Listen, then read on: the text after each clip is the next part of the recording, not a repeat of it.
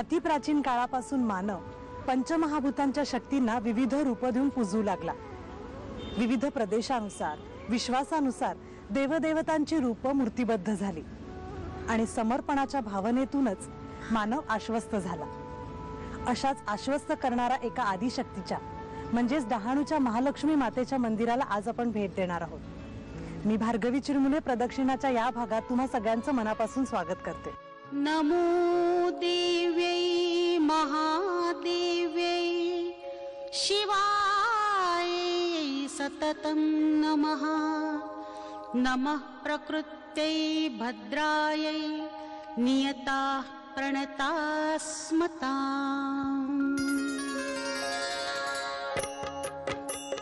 या देवी सर्वभूतेषु विष्णुमायेति शब्दिता नमस्तस्यै नमस्तस्यै नमस्तस्यै नमो नमः। या देवी सर्वभूतेषु विष्णुमायेति शब्दिता नमस्तस्यै नमस्तस्यै नमस्तस्यै। देवीचं मुख्य स्थान वर टेकडीवर आहे, पण मंदिर मात्र पायथ्याशी आहे। याबद्दल एक आख्यायिका सांगितली जाते।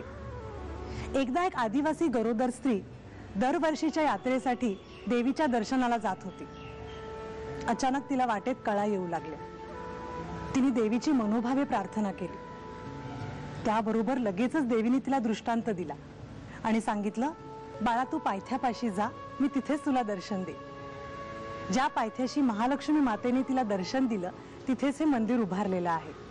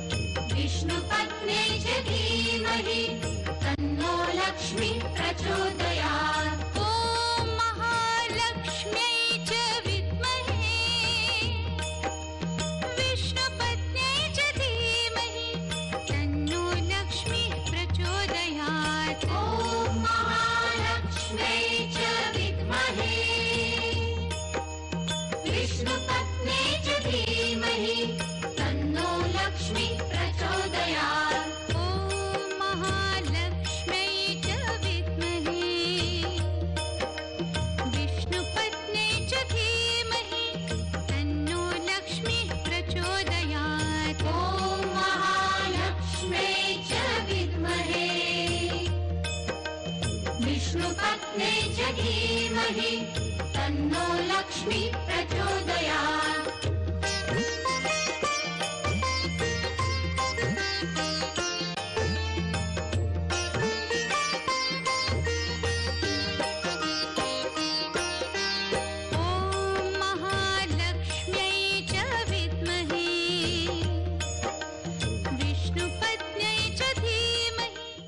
हे एक जागृत देवस्थान आहे। इथली देवी नवसाला पावते असा इथल्या भक्तांचा दृढ विश्वास आहे आणि त्यामुळेच इथे भक्तांची कायम गर्दी असते। म्हणतात ना, विश्वासाच्या जोरावर अख्ख्या जगाचा डोलारा पेलला गेला आहे आणि त्यामुळे त्यानंतर जे काही घडतं ते त्या शक्तीच्या इच्छेनुसारच, आणि मग आयुष्यात कुठल्याही षड्रिपूंना काही स्थान उरतच नाही।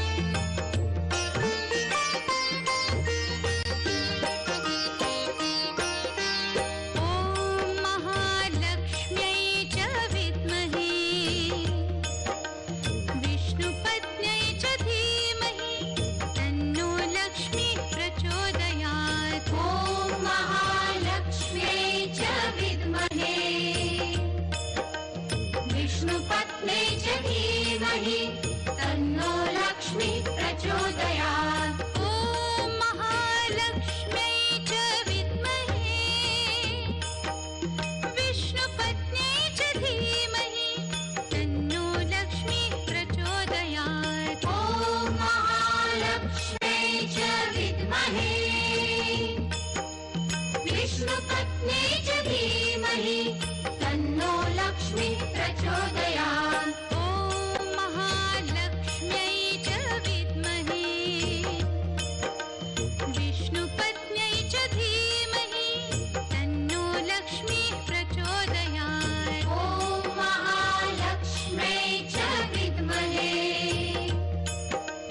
विष्णुपत्न्यै च धीमहि तन्नो लक्ष्मी प्रचोदयात्. महालक्ष्मी मातेच्या मंदिराचा गाभारा पश्चिमाभिमुख आहे, म्हणजेच मुख्य टेकडीवरील मंदिराकडे गाभाऱ्याचे मुख आहे. गाभारात आल्यानंतरच मुखवटा दर्शनीच आहे. ॐ महालक्ष्म्यै च विद्महे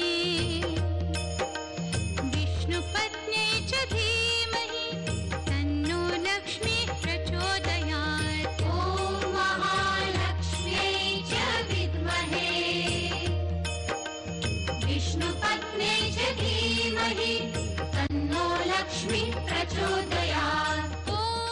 मुखवटा 2 फूट उंचीचा लांबट चेहऱ्याचा असून शेंदूर चर्चित आहे. मस्तकावर चांदीचा मुकुट आणि कानी कुंडल आहेत. महालक्ष्मीच्या मुखावर विलासणारं तेज बघून मन अगदी तृप्त होऊन जातं. इथेच मागच्या बाजूस असलेल्या भव्य पाषाणावर दर्शनी मुखवटा कोरून काढला आहे. मुखवट्यासमोर चांदीचे सिंह आणि जय विजय यांच्या मूर्ती सुद्धा मांडल्या आहेत. पण मुख्य मूर्तींशी त्यांचा काहीच संबंध नाही.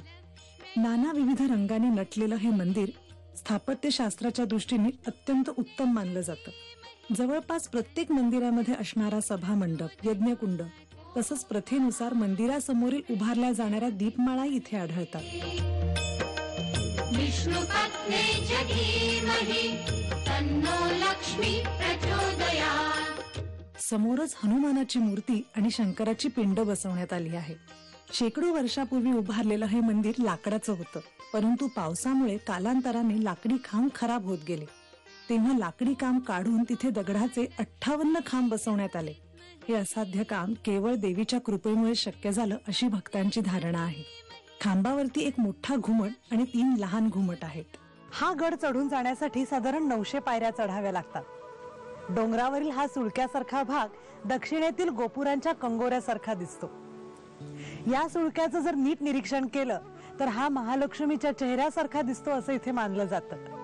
आणि या सुळक्यामुळेच आजूबाजूच्या पसरलेल्या डोंगरांमधून महालक्ष्मीचा डोंगर सहज ओळखला जाऊ शकतो. या शिखरावर दरवर्षी निशाण लावण्यासाठी जाणाऱ्या इसमाशिवाय कोणीही जात नाही. देवीच्या डोंगरावरील मूळ स्थानावर जाऊन पूजा करणं आणि 1400 फूट उंचावर ध्वज लावण्याचा कार्यक्रम दरवर्षी चैत्र शुद्ध पौर्णिमेच्या मध्यरात्री केला जातो. दरवर्षी फाल्गुन वद्य अष्टमी पासून चैत्र वद्य अष्टमी पर्यंत 15 दिवस मोठ्या प्रमाणात उत्सवही साजरा केला जातो. ध्वज लावण्याचे ठिकाण देवीच्या डोंगरावरील स्थानापासून 600 फूट उंचावर आहे. तिथे गेली अनेक वर्ष ज्याच्या अंगात देवी संचारते तोच इसम चढतो.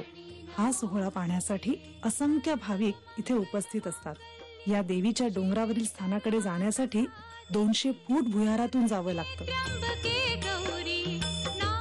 महालक्ष्मी माता मंदिराविषयी अधिक जाणून घेऊया, पण अल्पशा विश्रांतीनंतर.